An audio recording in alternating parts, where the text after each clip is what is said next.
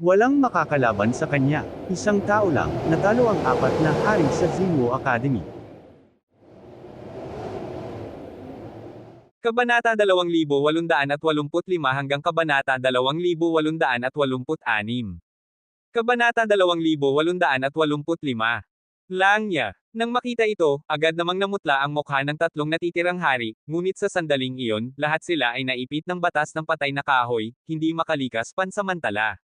Sunod, ikaw naman. Biglang tumingin si Yehan kay Haring Kentui, ang kanyang kulay abo na mga mata ay parang kailaliman, at naramdaman ni Haring Kentui na ang kanyang kaluluwa ay agad na nakabilanggo sa isang nakakatakot na hola. Boom! Sa isang suntok, muling natalo si Haring Cheetos at naalis sa laban. Hindi, may mali sa mga mata ni Hanye. Parehong naloko sina Langya at Haring Kentui kanina. Maraming makapangyarihang tao na may matalim na mata ang nakita agad ang susi, ngunit hindi nila mahuhulaan ang kapalaran at kapangyarihan ni Yehan. Xiao Pojen? Long live King! Sa wakas, tumuon ang mga mata ni Yehan sa huling dalawang batang makapangyarihang hari, at nang tawagin ni Yehan ang kanilang pangalan, para itong tawag ng ulo ng toro at mukha ng kabayo sa isang multo, na kinakaladkad ang kanilang mga kaluluwa at pinapatay sila. Pagkatapos, muling lumitaw ang itim na bakal na pamalo, pinalipad ni Yehan ang pamalo, at tumama kay Xiao Pojen at Long Live King ng isang sadyang malakas na suntok. Upang talunin ang apat na hari, syempre, walang awa si Yehan.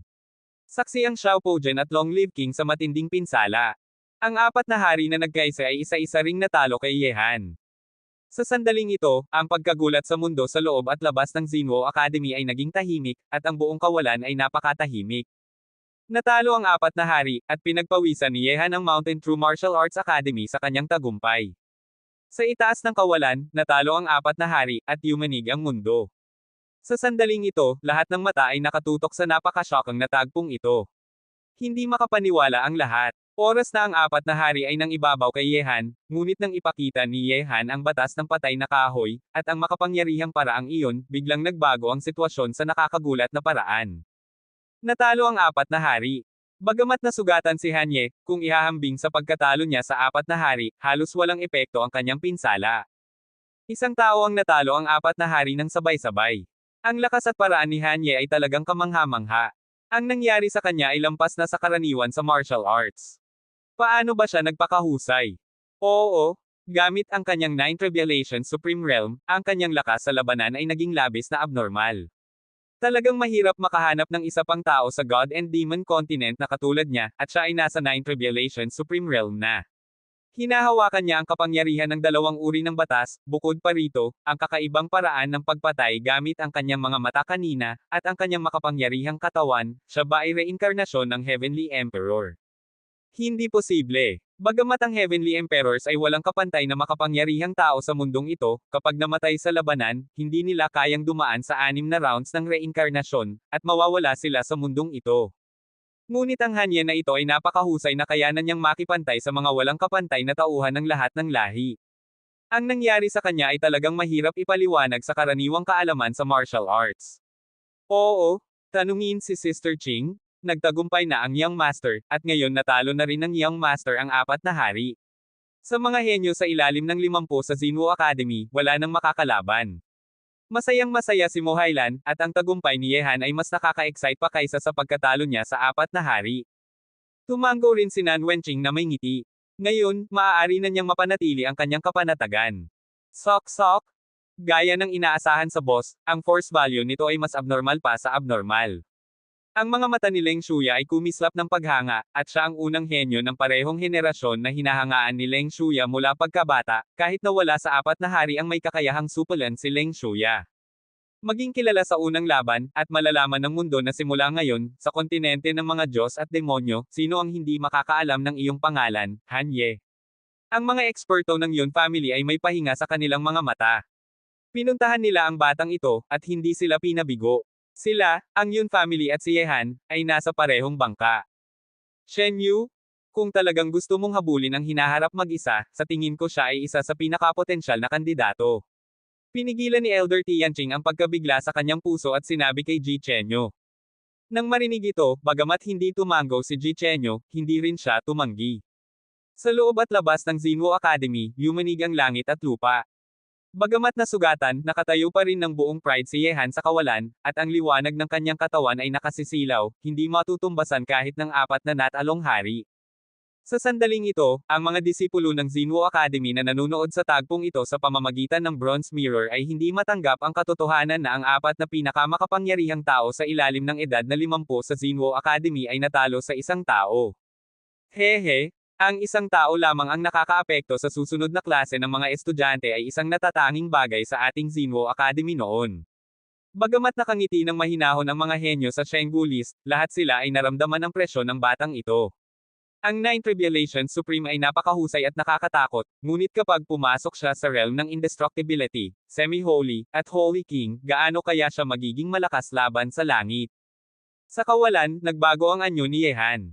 Nakasuot na siya ng bagong damit, at sa ilalim nito, tahimik niyang ginagamit ang kapangyarihan ng buhay upang pagalingin ang kanyang mga sugat. Ang laban sa apat na hari ay nagdulot ng maraming pinsala kay Yehan, ngunit sa kapangyarihan ng buhay, madaling makakabawi si Yehan. Kabanata 2886. Siyempre, kung hindi naisip ni Yehan na hindi pa niya maaaring ipakita ang kanyang tunay na pagkakakilanlan sa ngayon, hindi sana siya nasugatan sa dalawang laban-laban sa tunay na martial arts genius at sa apat na hari. Kung ganoon, ang apat na hari ay tuluyang mapipigil niya.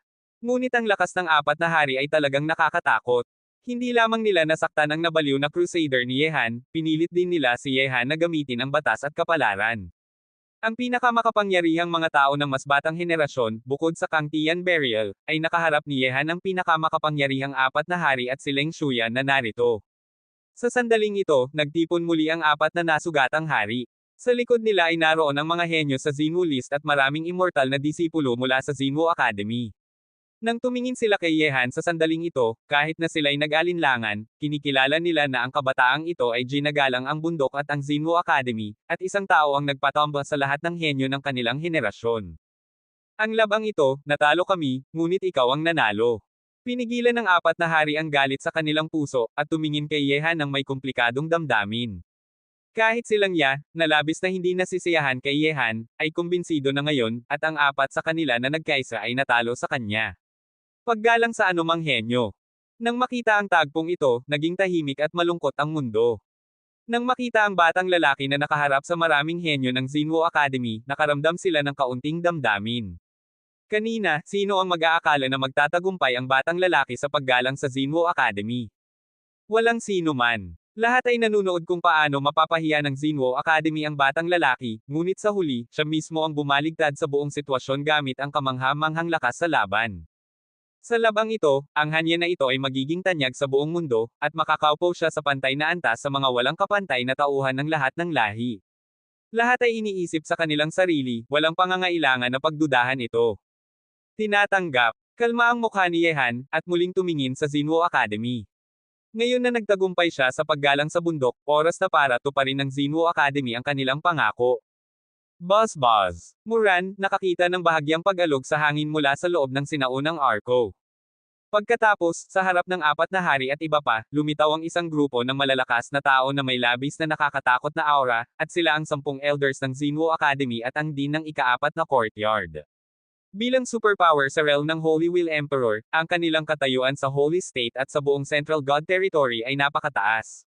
Ito ang dean ng ika-4 na academy, at ang 10 law enforcement elders. Nang makita ang mga malalakas na tao na ito sa labas ng Zinwo Academy, nagulat ang katawan ng lahat at naging seryoso ang kanilang mga ekspresyon. Ang mga malalakas na tao ng Zinwo Academy ay karapat-dapat sa respeto ng anumang puwersa sa Holy State, dahil sila ay nakapagpabuo ng isa't isa ng nakakatakot na henyo para sa Holy State. Ang apat na hari, Zinwobang at maraming disipulo ng Zinwo Academy ay lahat yumuko at nagbigay galang nang makita ang mga malalakas na ito. Tumingin si Yehan sa mga malalakas na ito, kalma pa rin ang kanyang mukha, anumang mangyari, nagtagumpay siya sa paggalang sa bundok ngayon, dapat tuparin ng Zinwo Academy ang kanilang pangako. Sa harap ni Yehan, tumingin ang mga dean ng ika-4 na courtyard kay Yehan na may ngiti at hindi nagsalita, parang humahanga sa isang piraso ng magandang jade. Ang 10 law enforcement elders ay nakatitig rin kay Yehan. Maliwanag sa lahat na, bilang malalakas na tao ng Zinwo Academy, mahirap sa kanila ang makapagsanay ng ganitong nakakatakot na talento. Ang buong mundo ay naging napakatahimik ngayon. Lahat ay nakatingin sa dean ng ika-4 na courtyard at kay Yehan. Ang kanilang kalmadong pananaw ay muling nakumbinsi ang maraming tao sa Zinwo Academy. Batang lalaki, binabati kita sa iyong tagumpay. Sa sandaling ito, sa ilalim ng ganitong pagtutulungan ng mga mata, sinabi ng Dean ng South Hospital na may ngiti, sa ilalim ng mundo, may napakaraming henyo, ang masasama ang nangingibabaw, at sila ay walang kapantay na tauhan. Nakatayo sa tuktok at tumitingin sa mga kasamahan sa mundo, karapat-dapat ka na sa labang ito. Makaupo sa pantay na antas sa mga tao. Nang marinig ito, kalmado na sinabi ni Yehan, Senior, napanalunan ninyo ang parangal, at hindi ninyo malalaman kung makakasing antas kayo sa mga walang kapantay na tauhan hanggang sa makipaglaban kayo. Bago iyon, walang silbi ang paghuhusga ng sinuman. Hehe, ang kayabang na batang ito, gusto ko ito. Tumawa ng malakas ang Dean ng East School.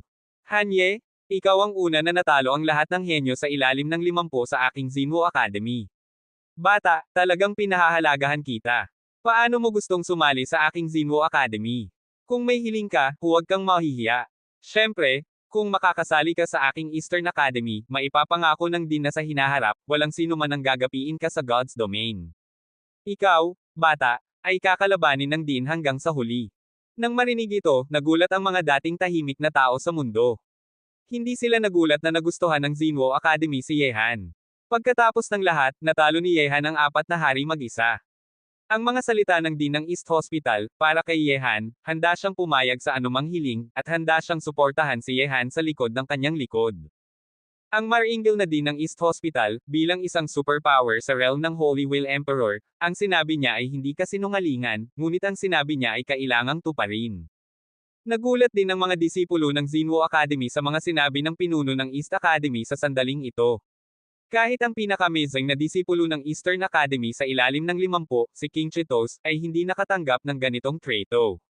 Ngunit ang ikinagulat sa kanila ay darating pa. Sabi ko, bakit kailangan mong makialam sa lahat sa iyong East Court, bakit sumali sa East Court mo?